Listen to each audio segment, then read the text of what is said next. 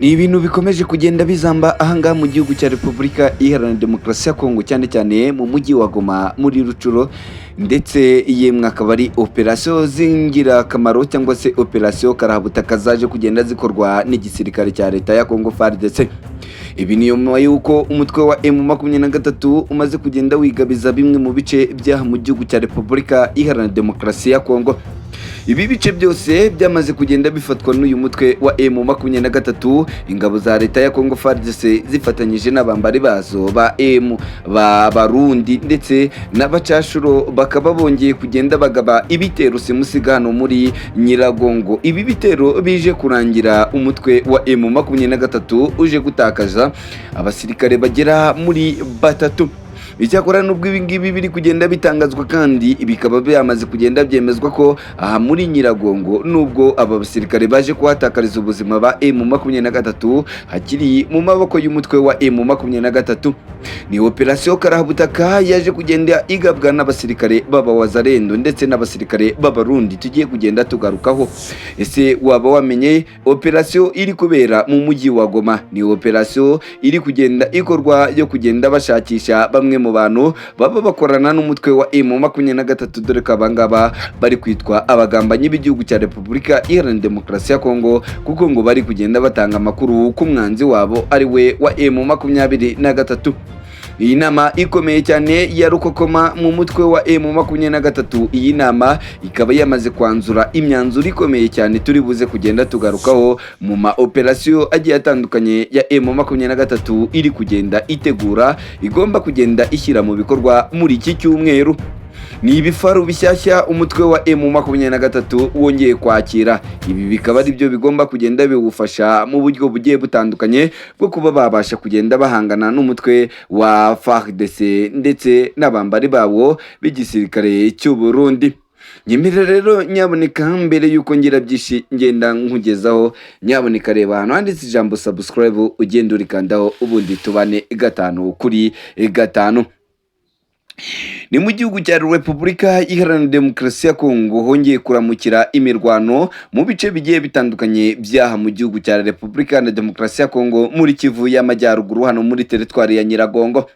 Ni amasaso yatangiye kongera kumvikana ahagana mu masaha y'isaa 4 z'amanywa, dore ko ubu ngubu kuri iki gicamunsi amakuru akomeza atugeraho nayemeza ko iyi mirwano yaje gusiga abasirikare ba M23 bagera kuri batatu bahasize ubuzima mu gacu baje kugenda bategwamo n'ingabo z'Abarundi zari ziri ahangaha ku mirongo y'urugamba hano mu gihugu cya Repubulika Iharanira Demokarasi ya Kongo.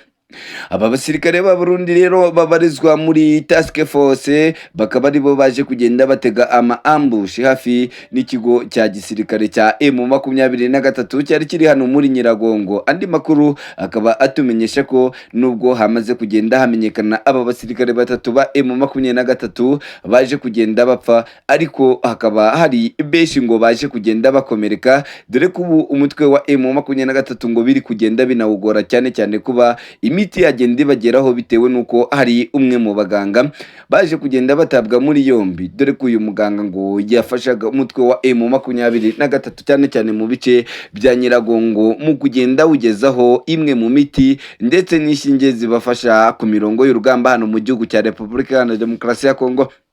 Andi makuru kandi akaba yemeza ndetse akanashimangira yuko ubu uyu mutwe wa M23 ukomeje kugerageza uburyo bushoboka bwose bwo kuba wabasha kuba wagenda urushaho kuba wagenda ucunga sekirite, cyane cyane dore ko wari wariraye ngo muri bino bice byose aribwo abasirikare b'Abarundi bafatanyije n'abawazalendo baje kugenda babagabamo ibitero shuma, dore ko ngo izi ngabo z'Abarundi n'abawazalendo bagiye bagakubita defense bagahita bakora withdraw birukanka, ariyo mpamvu ngo nta musirikare n'umwe wabo waje kugenda ahagwa cyangwa se ngo ahakomerekere.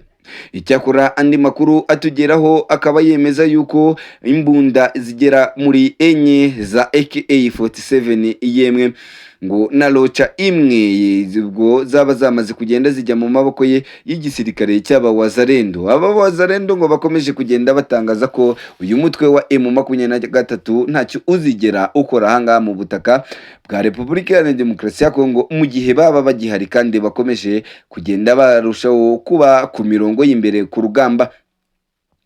umujyi wa Goma waba wamaze kugenda winjirwamo n'abasirikare kabuhariwe. Aba ni abasirikare bari kugenda barushaho kugenda bacunga umutekano, dore ko uyu mujyi wa Goma witwikiramo bamwe mu nkozi z'ibibi bitwikira bakagenda bacucuza abaturage ndetse banasiga icyasha igisirikare cya leta. Aba baturage bagenda batangaza yuko uyu mujyi wa Goma uko ugenda watakwa umunsi ku wundi, ariko leta irushaho kugenda igaragara nk'ifite intege nkeya, dore ko usanga abantu bambariye bose ngora aba M23 ndetse n'abandi bagenda bitwikira imirwano n'umutekano muke uri muri Kivu y'Amajyaruguru, barushaho kugenda berekeza mu mashyamba ndetse n'ahangaha muri Repubulika Iharanira Demokarasi ya Kongo. Mwibutse ko ahangaha mu mujyi wa Goma umunsi ku wundi icyumweru kiragoye ko cyashira nta murambo n'umwe w'inzirakarengane ubashe kugenda uhaboneka. Ni mu gihe kandi usanga ku rundi ruhande bamwe mu barwanya ubutegetsi bwa Perezida Antoine Felix Tshisekedi bahita babibonamo impamvu ikomeye cyane, bakarushaho kugenda bavuza cyangwa se bataka ubutegetsi bwa Perezida Antoine Felix Tshisekedi, bavuga ko ubu bwo bwaba bumaze kugenda bujya ku irimbukiro, yemwe dore ko badatinya no gutangaza yuko ibi bigeze ngo bubashe kuba bwashyirwa ku ndunduro nk'uko bikomeza kugenda bitangazwa. Uri ku rundi ruhande umutwe wa M23 waba uriho wishimira ibitwaro. Ni umutwe wa M23 mu nama waje kugenda ukora ahagana mu masaha y'isa sita z'amanywa.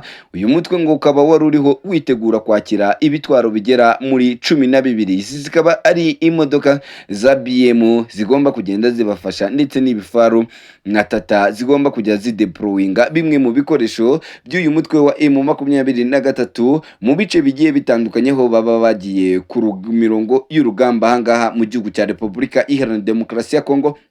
Ibi kandi bikaba bikomeza kugenda bishimangira ko uyu mutwe wa M23 waba ufite ubushobozi cyangwa se waba ufite abawufasha bagiye batandukanye, dore ko izi mbunda n'izi ntwaro zongeye kugenda zigaragara ari zimwe mu ntwaro zikomeye cyane, yaba hano ku mirongo y'urugamba hano mu gihugu cya Repubulika Iharanira Demokarasi ya Kongo, dore ko bamwe bari kugenda batangaza ko uyu mutwe wa M23 nta bushobozi wakabaye ufite bwo kugura ibi bikoresho, dore ko ari ibikoresho bihambaye.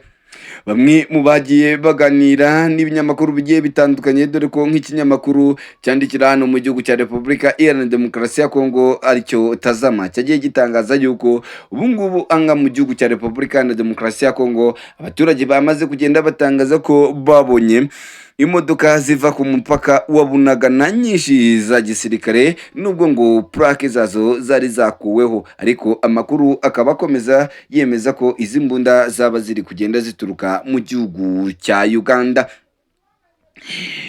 Hano mu gihugu cya Repubulika Iharanira Demokarasi ya Kongo rero amasasu yakaba yongeye kugenda yumvikana. Ni imirwano ikaze cyane yaje kugenda ihuza umutwe wa Twirwaneho ndetse na Mayimayi. Ibyo wamenya kuri iyi mirwano iheruka yasakiranyije Twirwaneho na Mayimayi Bicambuke mu misozi y'Umurenge. Ni imirwano yabaye kuva ku gicamunsi cyo kuri uyu wa 30 z'ukwezi kwa 8 umwaka wa 2024, aho yabereye mu gice kingana kuri 0 hagati y'inyeshyamba zo mu mitwe wa Mayimayi ndetse na Twirwaneho, birangira umuhanda wa uruhande rwa Mayimayi ruyambuye ingata ruyabangi ingata, nk'uko amakuru dukesha imboni zacu zigiye zitandukanye zigenda zibitangaza. Aya makuru akaba yemeza ko uru rugamba rwabereye ku misozi ya Nyarumango ho muri Bicumbi, aha akaba atari kure no muri 0. Ibisambu bya Bicumbi hejuru y'imihana yo muri Karingi, ahanini Karingi ija mu bidenge kwa chifu ya Lufuyeri Nyawa.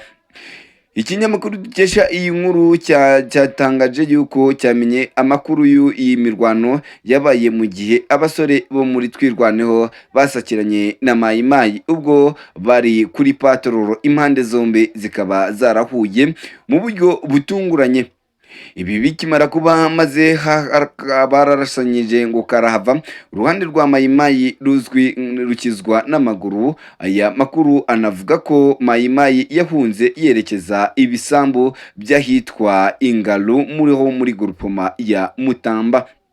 MCN yabwiye yabwiye kandi ko uruhande rwa Twirwaneho imirwano yarangiye ntawe uhasize ubuzima, dore ko nta n'uwahakomerekeye, ariko ngo na Twirwaneho ikaba yarakomeje inashimangira yuko yambuye intwaro cyangwa se ibikoresho uyu mutwe wa Mai Mai. Uyu mutwe wa Mai Mai nawo rero ukaba wakomeje kugenda urushaho nawo kugenda ugaba ibitero aha ngaha mu gihugu cya Repubulika Iharanira Demokarasi ya Kongo. Ibi bigenda byerekana ko aha mu gihugu cya Repubulika Iharanira Demokarasi ya Kongo naho umutekano urushaho kugenda uzamba umunsi ku wundi, ari nabyo bituma abaturage muri rusange bakomeza kugenda bagira impungenge z'iyi mitwe yitwaje intwaro, bakanasaba guverinoma y'iki gihugu cya Repubulika Iharanira Demokarasi ya Kongo ko yakora iyo bwabaga ikarinda abaturage, ndetse n'iyi mitwe yitwaje intwaro bakaba babasha kugenda bayirangiza ikavanga ku butaka bw'igihugu cya Repubulika Iharanira Demokarasi ya Kongo.